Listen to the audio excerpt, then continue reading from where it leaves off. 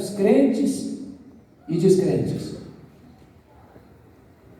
Esta pandemia que assolou o mundo, ceifando mais de 6 milhões de pessoas, com evidência disso. Morreram pessoas muito ricas e pessoas muito pobres, pessoas velhas e pessoas jovens, cientistas e indoutos, pessoas crentes melhores do que nós, pessoas que não acreditavam em Deus. A crise chega para todos, as tempestades atingem a todos. Um fato que me marcou muito foi que um dos mais ricos banqueiros do mundo morreu de Covid. E a filha, num funeral restrito à família, em lágrimas disse: o que mais me deixa perplexa e chocada é que meu pai, sendo dono de um grande império econômico, morreu por aquilo que é de graça, o ar nos seus pulmões. As tempestades são inevitáveis. Mas em segundo lugar, as tempestades são também imprevisíveis. Elas chegam de súbito, sem aviso prévio. Você vai para o médico de um exame de rotina, descobre que está com uma doença grave. Você sai de casa para uma viagem com a família, talvez até de férias, e enfrenta um acidente. Um casamento de 5, 10, 15, 20 anos de harmonia, de repente um fato acontece e o casamento acaba. Talvez nós pudéssemos ilustrar isso com a própria geografia onde ocorreu esse episódio. Vocês todos sabem que este mar aqui relatado, o mar da Galileia, também é chamado de Lago de Genezaré, porque não é verdade, não é um mar, é um lago de águas doces, o maior reservatório de águas doces do Oriente Médio, com 21 quilômetros de comprimento por 14 de largura, a 220 metros abaixo do nível do mar Mediterrâneo, encurralado por montanhas, do lado oriental as montanhas de Golã e do lado ocidental as montanhas da Galileia. No norte de Israel fica o monte mais alto da nação, o Monte Hermon, cujo cimo fica sempre coberto de gelo. Ali acontece um fato, um fenômeno. Às vezes os ventos gelados descem deste monte, encurralado pelas montanhas, e batem na superfície desse lago. Às vezes sol a pino, e começa uma tempestade de vento, inesperadamente. É assim na vida. As tempestades são inesperadas. Mas em terceiro lugar, as tempestades são também, muitas vezes, inadministráveis.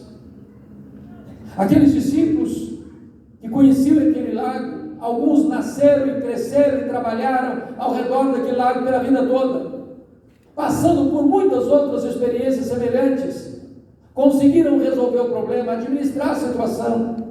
Eu imagino até que os discípulos devem ter pensado: vamos deixar o mestre descansar, nós temos conhecimento, nós temos experiência, nós temos capacidade de resolver esse problema. Mas quanto mais eles tentavam contornar a tempestade e segurar o barco para que ele pudesse rumar em direção ao porto, mais o barco era açoitado pela fúria das águas, rodopiando no meio do mar, enchendo-se de água, e a morte mostrava para eles a sua carranca. Eles não conseguiram administrar. É assim também na vida.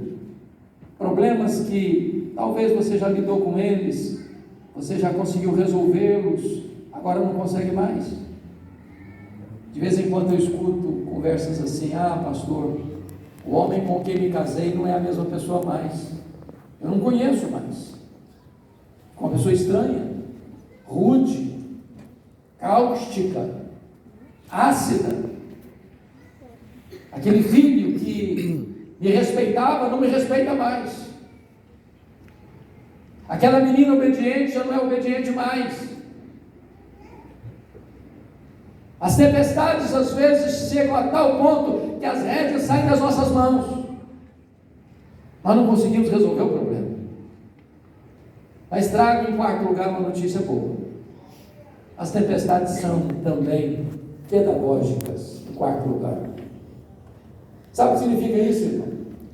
minha irmã, é que nós cremos, como já foi proclamado aqui neste culto, que o nosso Deus é soberano, que Ele não é pego de surpresa, que Ele não fica em apuros,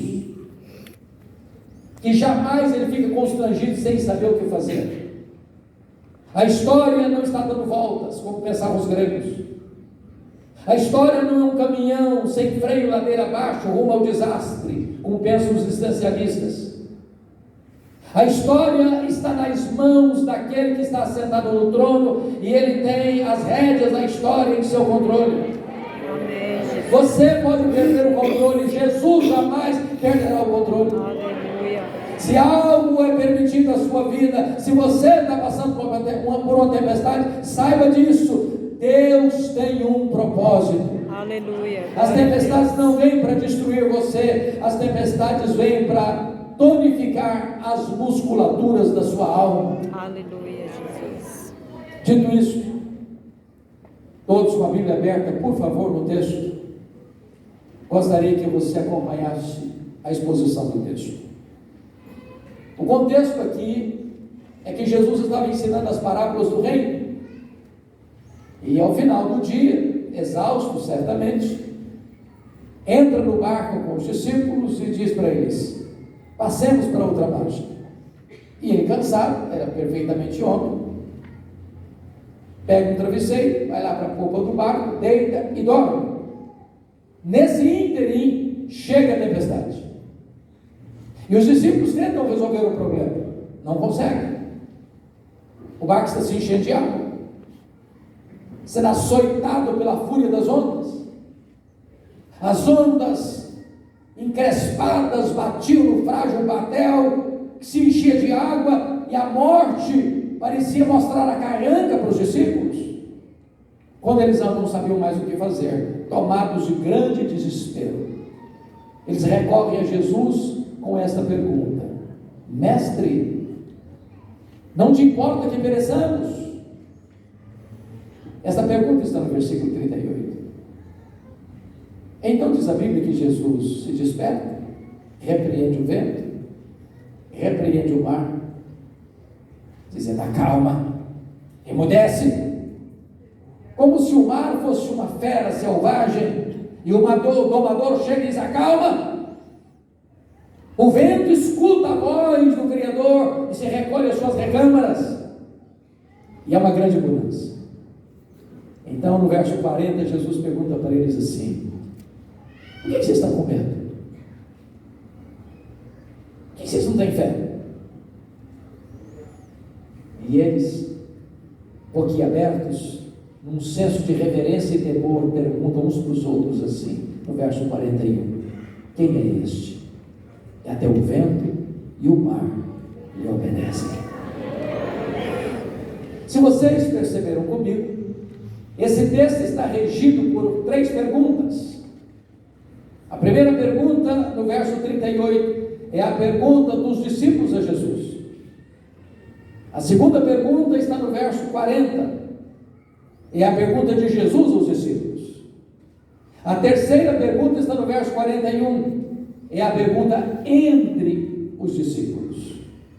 Se o texto está regido pelas 3 perguntas, nós entraremos então na análise dessas 3 perguntas. Então vejamos a primeira, verso 38. Mestre, não te importa que pereçamos? Essa é a sua pergunta, essa é a minha pergunta, essa é a nossa pergunta, nas horas mais difíceis da vida, nas horas em que as lágrimas rolam pelo nosso rosto, que a dor lateja no nosso corpo, que a enfermidade surra as nossas forças, nas horas mais sombrias da vida, em que nós não sabemos mais o que fazer, que as nossas forças se acabam, que os nossos planos se desfazem, que as nossas esperanças se frustram, que as nossas angústias nos consomem, naquelas horas em que a morte parece estar mostrando a nós a sua carranca. Nós também chegamos pergunta em tom de censura: mestre, não te importas que pereçamos? Em outras palavras, não estás vendo o perigo que estamos passando? Não vais fazer nada? Vais continuar no domingo inativo? Não estás percebendo que estamos arruinados, prestes a morrer? A grande pergunta nesta passagem é: por que eles estão fazendo esta pergunta com um tom de censura? O que não está bem resolvido na mente deles? Vejamos. Em primeiro lugar, não está bem resolvido na mente deles o fato de Jesus ter dado uma ordem: passemos para outra margem, e estarem enfrentando uma tempestade. Na cabeça deles isso não estava bem resolvido. Eu fui criado num lar cristão desde a minha infância. E lá na minha infância, eu acho que, não sei se ensina esse canto mais para as crianças hoje, mas eu aprendi um canto que assim: com Cristo no barco tudo vai muito bem, vai muito bem, vai muito bem. Com Cristo no barco tudo vai muito bem. O problema é que Jesus está no barco e nada está bem. É fácil você entender a tempestade que Deus mandou atrás do profeta Jonas. Ele estava na rota da desobediência. E Deus mandou a tempestade atrás dele para colocá-lo de volta no caminho da obediência. Notinha de rodapé: crente desviado é endereço certo de tempestade. Pode ter certeza disso. Deus vai mandar a tempestade atrás de você, não para destruir você, para trazer você de volta. Agora, como entender que você está andando com Deus, fazendo a vontade de Deus, em obediência a Deus, está enfrentando tempestade? Isso não está bem resolvido na cabeça deles. Segundo lugar, o que não está bem resolvido na cabeça deles? Era o fato da urgência da necessidade deles e a aparente demora de Jesus. O que Jesus está fazendo no barco? Dormindo. Quem está dormindo não está agindo. Irmãos, tem horas que a demora de Deus grita mais alto nos ouvidos da nossa alma do que o ruído mais barulhento das circunstâncias mais adversas. É quando você ora por uma causa e o problema não se resolve, se agrava. É quando você ora por um enfermo e em vez da enfermidade ceder, a pessoa fica pior. É quando você ora por um relacionamento conjugal e o casamento de fato acaba. É quando você percebe que quanto mais o tempo passa, mais a situação se agrava para o seu lado. Eu fico imaginando a cena de Marta e Maria mandando um recado para Jesus, dizendo assim: Senhor, está enfermo aquele a quem amas. Elas vão dizer: corre para cá, nosso irmão está morrendo, cancela toda a agenda aí, corre para aqui, precisamos da tua presença aqui. Não, a informação foi só esta: está enfermo aquele a quem amas, porque quem ama tem pressa em socorrer a pessoa amada. Mas diz a Bíblia que Jesus recebe a notícia, manda um recado de volta: esta enfermidade não é para a morte, é para a glória de Deus.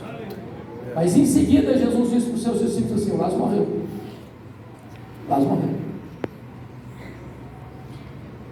Quando o emissário chega em Betânia com a mensagem: esta enfermidade não é para a morte, mas para a glória de Deus, o Lázaro estava morto e sepultado. Jesus fica mais 2 dias onde estava. O homem gastou um dia para ir, gastou outro dia para voltar. Jesus fica mais 2 dias. Foi no 4º dia que ele foi, e Lázaro estava morto há 4 dias e sepultado há 4 dias. Olha o nó na cabeça da mãe. Quando Jesus chegou em Betânia, Marta não falou bom dia, boa tarde, boa noite para Jesus. Ela disse shalom. Ela disse: olha, se o senhor estivesse aqui, o meu irmão não teria morrido. Conjugou o verbo no passado. Jesus não